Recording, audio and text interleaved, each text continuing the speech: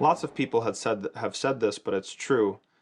People are on the false or under the false impression that they don't worship anything, right? That okay, there's people who worship and no, I don't worship, or oh, I don't have a God, or oh, I don't believe in anything. Well, that's not true. You believe in something, you worship something. It's just you have a poor definition of what it is to worship, right? You think that worshiping is just, putting your head on the floor or lifting your hands to the sky. I mean, that is worship, but worship is much more than that. Okay, worship is the thing that you put your hope in, or your greatest hopes in. The object of your trust, right? The thing that you fear the most, the thing that you obey, right? And so it comes down to your priorities. What's the overarching criteria for the decisions that you make in your life? Is it convenience? Is it, career advancement? Is it yourself?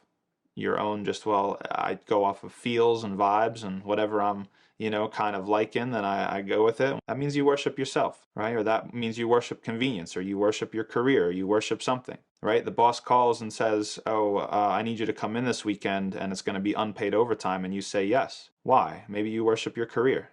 Maybe you worship, the advancement in your career. That's the question you have to ask yourself. What are the decisions that I'm making in my life, and what's motivating my decisions? What wins out if different priorities and values that I have come in conflict with each other? And so the job of the Muslim is not just to lock themselves in the masjid and put their head on the floor and raise their hands to the sky. That's part of it.